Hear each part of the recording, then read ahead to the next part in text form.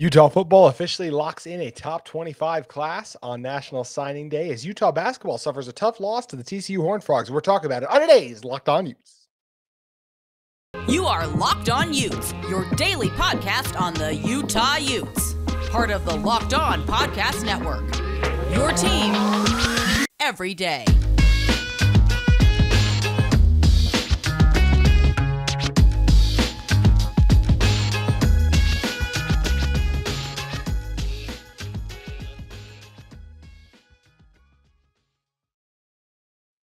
Hello, everyone, and thank you for making Locked On Utes your first listen every single day. We are available on all platforms, including YouTube. And speaking of YouTube, we are nearing 800 subscribers. Can't thank you guys enough for all your support you've given to the channel. And if this is your first time listening to the show, please like and subscribe. I'd love to interact with you guys in the YouTube comments as well as on social media. You can follow and hit me up at JT Wistrcill or follow our channel at Locked On Utes on Twitter. On today's show, we're going to be talking a little bit more about this Utah football recruiting class. I know we've been covering it a lot, but man, whenever you make history with your first ever top 25 class, the greatest recruiting class in Utah football history, that's what you're going to talk about is Utah football recruiting. And then a little bit later, we're going to touch on some Utah basketball too, as they suffered a tough loss in Vivint Arena tonight to the TCU Horned Frogs. But first, I want to tell you guys about the sponsor of this episode in Sling TV. This episode of Locked On Utes is brought to you by Sling TV. Don't miss all the exciting bowl action this week on Sling TV, right here on Sling. Sling, the TV you love for the price you'll love.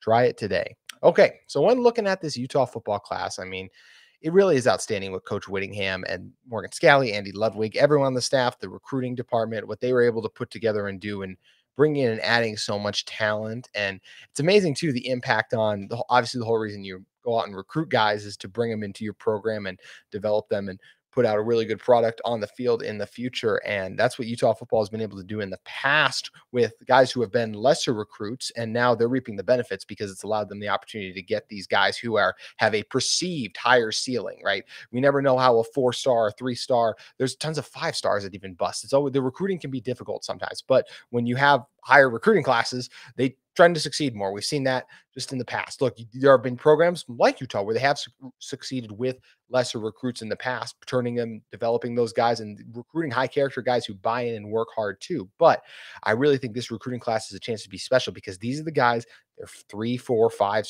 3, 4, 4 stars. And obviously you're always chasing those 5 stars. You earn those rankings for a reason. It's because of that ceiling you have to get to. And I think Utah football was able to get a lot of these guys that I'm really excited to see get out there on the field overall. So once again, it's a top 25 class for Utah's 24/7 Sports has them as 21 right now overall, above programs like Arkansas, Michigan State, UCLA, Mississippi State, above Colorado still too. We know Deion's coming in hot, bringing in a little bit of talent, but Utes able to shave them off too. Pac-12 as a whole too has 6 schools in the top 10, top 30. So very impressive numbers for the Pac-12 as a conference, but obviously we're focusing on the Utes in this one. In this class overall, they had 3 offensive linemen. You know you got to be strong in the trenches, 3 running backs. If you're a running back, why wouldn't you want to come play in this Utah offense? 2 wide receivers, the quarterback as well in Mac Howard. Mac Howard's a guy too. I know me and Brian had our draft yesterday about the guys we were most excited about. Mac was one of those guys I didn't get a chance to touch on a ton yesterday, but he's a guy I'm excited to see what he's able to do. I still feel like based on the way the quarterback situation is going to play out, Cam Rising hasn't officially left yet. I still feel like that's what's going to end up happening as Cam declares for the NFL draft that Nate Johnson will be the starter next year. But I don't know. I'm interested to keep an eye on Mac Howard because I think he can do some things with this Utah football program. So it's going to be fun and interesting to see what he can do. Also, the tight end in CJ Jacobson, who I'm also really excited about. Then you look on the defense side of the ball, you get 3 defensive backs, 3 linebackers, and 3 defensive line. So a really balanced group for this Utah team on both sides of the ball. You bring in a lot of talent, and you're going to lose some talent too. This is a team that coming in this year returned 17 starters from last year's team. You're going to lose your top corner, you're going to lose your top pass catcher. You're going to lose your top offensive lineman. You're probably going to lose your top quarterback. Technically, you lost your top 2 pass catchers, even though Brant didn't play for most of the season. Could lose top 3 as well as Devon. From everything he said in the past, still is indicating that he's more than likely going on to greener pastures. So couldn't come at a better time for this Utah football team as they have just repeated to try to keep that momentum and that success going with a high recruiting class like this. Some of these guys are going to serve missions first, so we won't see them for a couple of years. Some of these guys are going to be early enrollees, like a Spencer Fano, the highest rated player according to 24/7 in this class. Chance to come in as an offensive lineman. And, you never know. It's hard to start as a tackle in your first year, but look, maybe there's room for him on the interior, even with all of Utah's starters returning on the interior. one thing we know about this Utah football team is they play the best guys. They don't really do the political game of, oh, well, you transferred in, so we'll give you and promise you a starting job. No, you have to come in, you have to work hard, and you have to win it. I think because of that, this Utah football team is able to have so much success because there is that competitiveness, and guys can't just sit back and be like, well, I was promised a starting job when I came in. No, they have to come in and they have to work for it. Everyone's challenged when they come in. Even if you're a big time quarterback transfer coming in, we've seen the Charlie Brewer come in and he battled it out with Cam Rising for the starting job. And Cam Rising ended up being the better guy for that job, obviously. And then Charlie ended up moving on and had some success in other places. But it's what makes this Utah football program so strong is that competitiveness. So a couple other top takeaways I had from this outstanding recruiting class that Utah football was able to pull in. I mentioned how much I love just the well-roundedness of the class. You get elite players at every position. You get 4 stars all over the place, high level 3 stars too. And so excited to see what this staff is able to come and do with these players coming in, getting them in their building, putting them through their workouts, their training regimen, and seeing these guys who are obviously incredible athletes and talents and have unbelievable work ethics to be able to get to this point and put themselves in a position to be recruited by all these schools. I think it's a fantastic opportunity for them. Another thing I love that Utah did in this recruiting class is they've done a lot is they did 2 things in particular. They recruited extremely well in state, whether it's Halu, whether it's guys like Hunter Clegg. Clegg's the guy who's going to serve his mission first, but still going to be a big Halu well as well. So you get 2 Utah guys who won't be here right away, but then you get Spencer Fano too. And we know Smith Snowden, Kyle Whittingham talking today about how he expects Smith Snowden to kind of come in right away and could see him filling in at nickel corner a little bit in the future because that's a position that Utah's a little bit of light on depth right now. We know Sione Vaki's probably going to get a lot of those reps in the Pac-12, in the Rose Bowl. But I think in the future of that position, I think it sounds like a position they would love to see Sione kind of settle back in at the safety spot and give a chance in the interior in that kind of nickel corner spot for Smith Snowden. So it's going to be something that's interesting to watch. But outside of recruiting well in state, because there are so many, every state has talented football players. So I think you have to be able to recruit your own state at a high level in order to be elite. And that's something Utah's done in the past, and they have absolutely knocked it out of the park this year with all the state, because this is where you get a leg up on. It's hard to convince guys who are, for example, the best high school states, the Californias, the Texases, the Floridas as well. Those are the 3 kind of, when it comes to high school football talent, those are kind of the 3 meccas, right? Those ones, you got to make sure you're only going to be able to lure a couple guys away from those kind of programs. So you have to be able to make sure you can keep a lot of your own strong in-state talent in your house, because you're missing out on so much if you can't recruit your own state strong, because there are so many other programs that do recruit their state strong. So that means you're not going to be able to get the top guys from those other states. And I mentioned how well Utah recruited Utah, but they also were able to snag a couple of those other guys. 5 guys from California, which I think is huge for this Utah football team, getting 2 from Texas and a couple others from Florida. You get 2 more from Florida too. So this Utah football team has historically recruited all those areas very well. They do it once again this time around. And it's one of the reasons they have this top 25 signing class, ranked 21 on 21st on 24/7, looking as well at rivals. They rank 20th.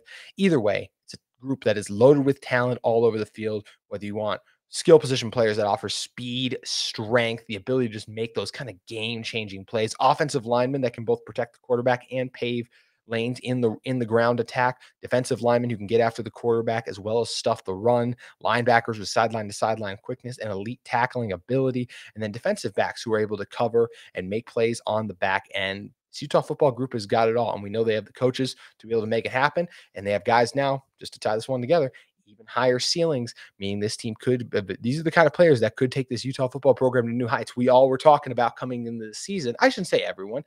I was certainly one of the ones leading the charge for it. A Pac-12, not just a Pac-12 championship, but a college football playoff berth. And these are the kind of players and the recruits you need in order to be able to make that transition, make that jump, to put yourself into a program that's really at that level competing at it.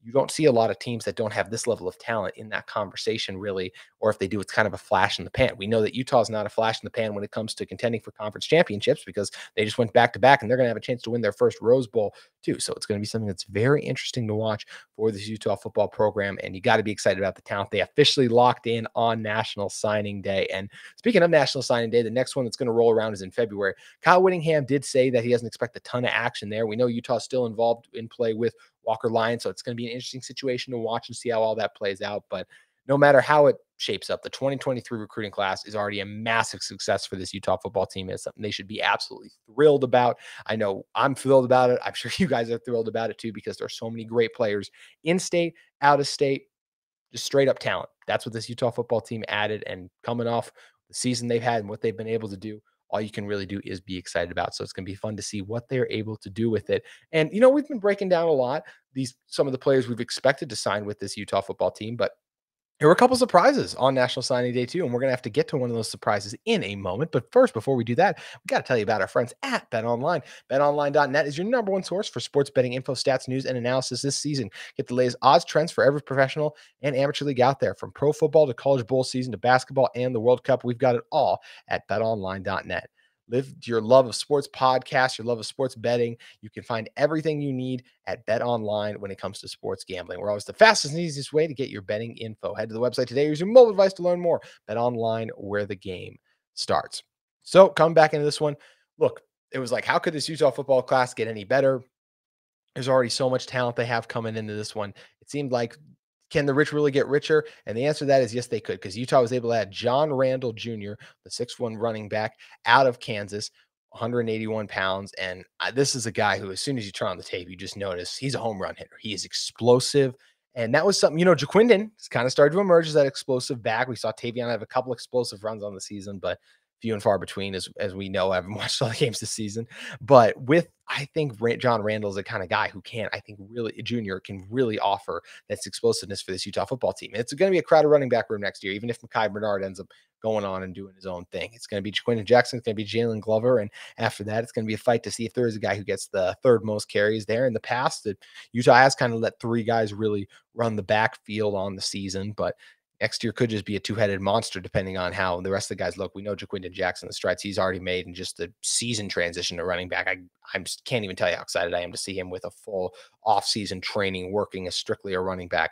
The explosiveness is just going to continue to leap off the charts, and he's going to have a monster year next year. I know I'm not the first one to tell you that, to buy the Jaquindon Jackson running back stock, but I'm also going to tell you, yeah, you should buy the Jaquindon Jackson running back stock. But anyways, going back to Randle Jr., he's a guy that, as I mentioned, that explosiveness, he's tough too, long strides, that breakaway speed, good vision as well.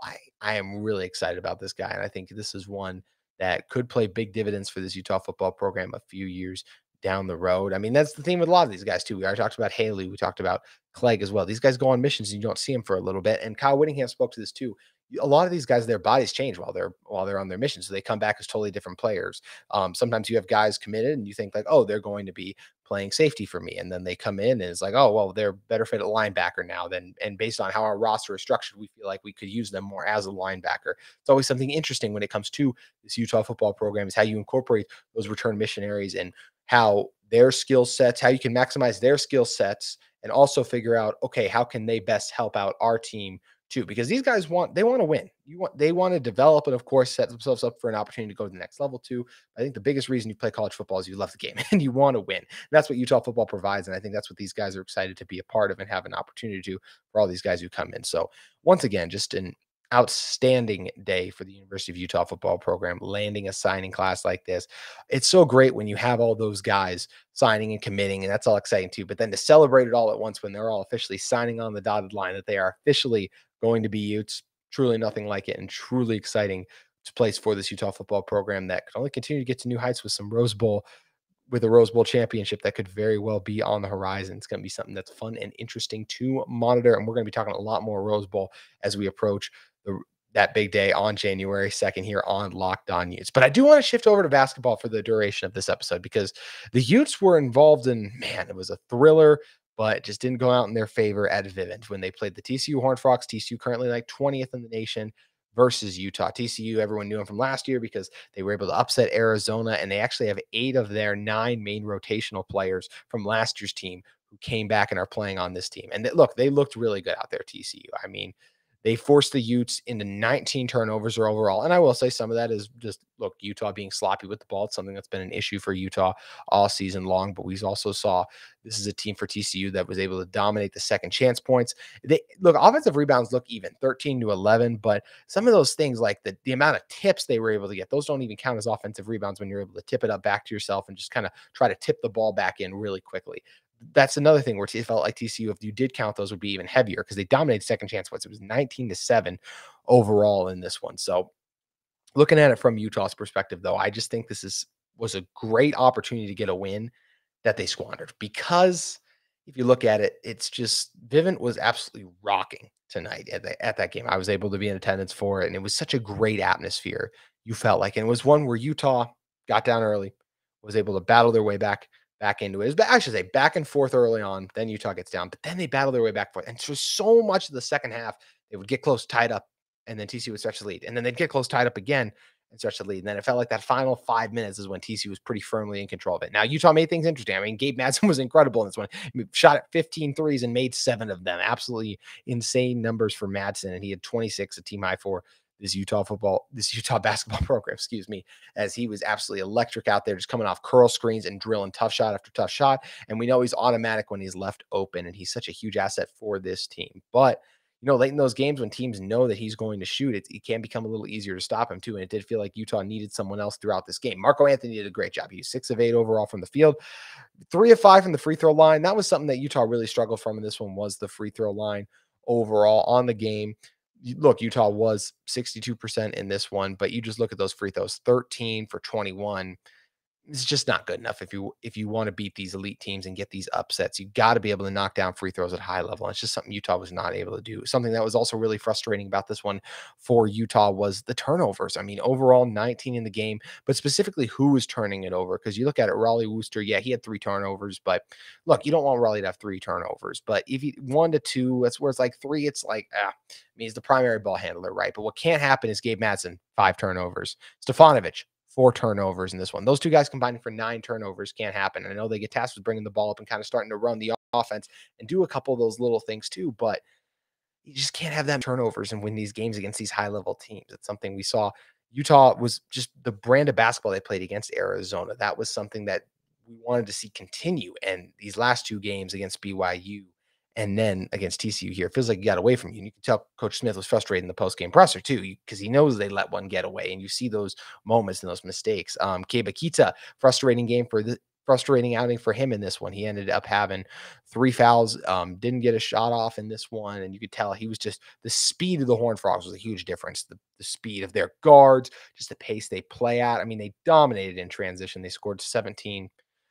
They outscored the Utes in transition overall in this one. I mentioned the second chance points overall, but those fast break points were 16-4 in favor of the Horned Frogs. So lopsided number there that really put the Utes in a hole in that mark. And we know this Utah defense doesn't force turnovers at a high level because, look, Marco Anthony, very strong individual defender. But outside of that, I mean, I like Brandon Carlson as a rim protector, but I don't think teams are terrified to attack the rim when Brandon Carlson is on the inside. And as I mentioned, I think he can swat shots and do some really good things in there, but I don't think he's scaring people away from attacking the inside too. So this Utah defense doesn't have those elite shutdown stopper guys. So they do give up some points on the other end, we know, and it's something that is going to be a struggle for this team on the season. And it's going to be interesting to see how they balance it out. We're going to talk a little bit more about this game against TCU in a moment, but first I want to talk to you guys about our friends at UCCU.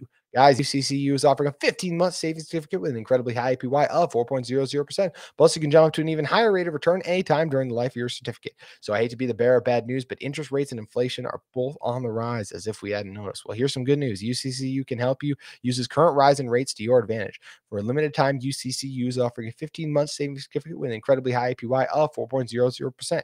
What's a savings certificate? Is that like a savings account? A savings certificate is similar to a savings account. Both are great ways to earn a safe return on your money time. But here's the difference. Savings accounts typically come with unlimited deposits and withdrawal. But a savings certificate, you just make one deposit, then let your money grow and grow and grow and grow with a fixed rate of return that's much higher than a standard savings account. How much higher? Let's just say a lot higher. You can also get a savings certificate for as little as $500, making this an awesome opportunity for every type of saver, big or small. So make sure you guys check this out at UCCU, where they'll allow you to jump up to your interest rate once, anytime during the life of your certificate. That way, if yields continue to rise, you have the option to jump up to an even higher yield, which makes it a great savings tool in the rising interest rate environment. So visit UCCU.com to learn more and check out their variety of terms and options to match your specific need. It's a limited time offer. Once again, 15 months savings certificate with that incredibly high APY of 4.00%. So head over, get your savings certificate today, and visit UCCU.com or UCCU store. UCCCU. Love where you bank. So jumping back into this Utah basketball game against TCU, and just a couple of things that continue to be an issue for this Utah team. I mentioned the turnovers. Mike Saunders logging a DNP once again. It's disappointing because this situation with Mike is starting to feel a lot like the Dave Jenkins situation last year to me, and they're totally different players. But Dave, and while Raleigh started the season all the way, Dave started last season for Utah and then started to lose his minutes like that. Both players transferred into this Utah basketball program. We're logging DNPs kind of in December. And then I feel like what's going to happen is we are going to see Mike back in the rotation, but I worry it's going to be like Dave was last year, where it just seemed like things never clicked again. It just seemed like there was a disconnect between Coach Smith and him. And look, we heard him say that when it comes to Mikey Saunders, he's been playing the guys he feels like given the best opportunity to win games. And it just does.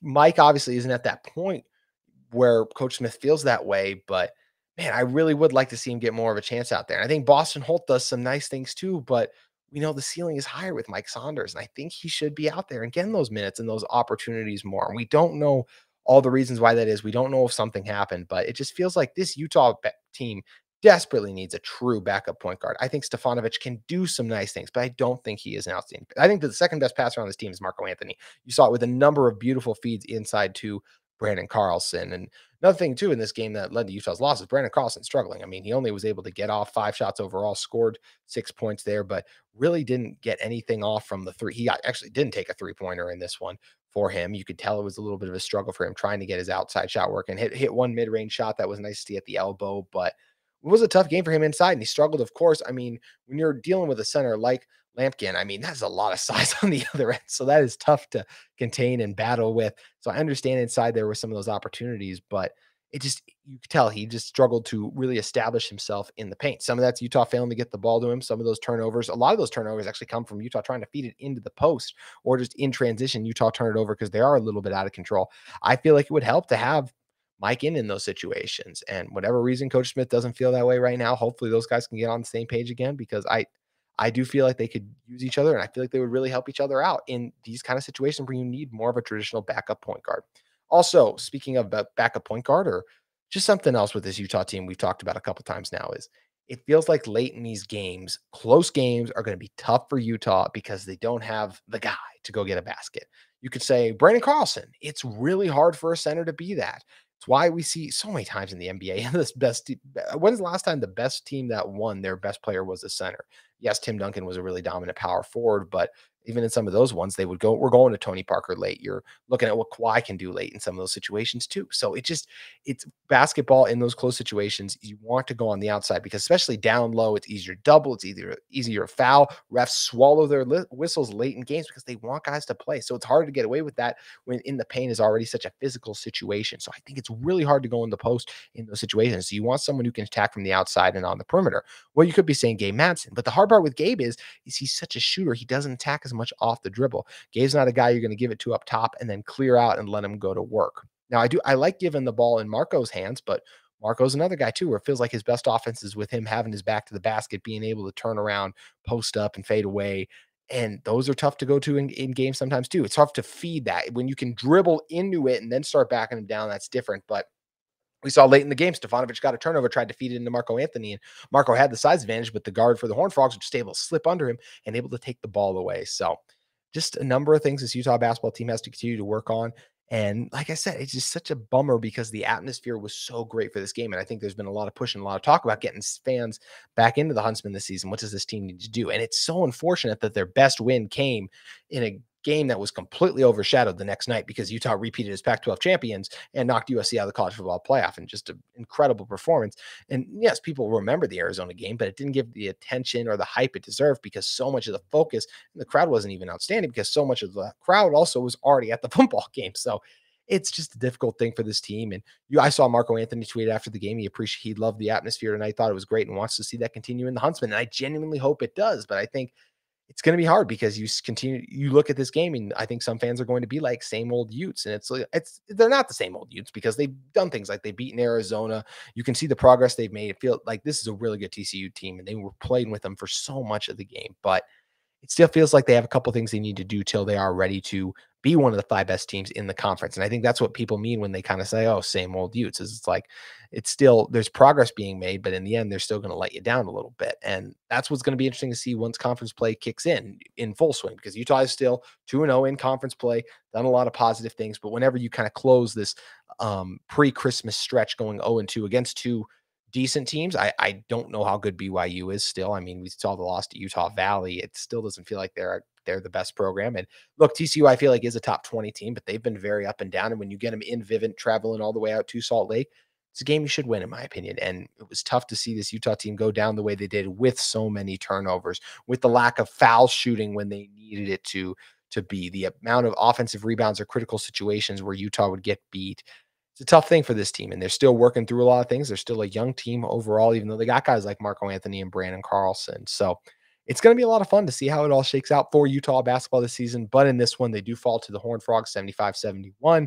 But Utah fans can't be too bummed because, once again, how much talent were they able to add during signing day? It's absolutely unbelievable. So it was still a great week to be a Ute, as it always is, because of this class. And we're going to come back tomorrow on Locked On Utes and wrap it up with a special Christmas-themed episode. We're talking about our Christmas list for Utah athletics here on Locked On Utes. Also, if you're in the market for a second listen every day, we encourage you to check out Locked On Sports Today. The biggest take of the day, the biggest game recaps, the biggest stories in sports. It's all available on Locked On Sports Today, available on Odyssey, YouTube, or wherever you get your podcasts. Thank you again for making Locked On Utes your first listen every day, and we'll see you tomorrow.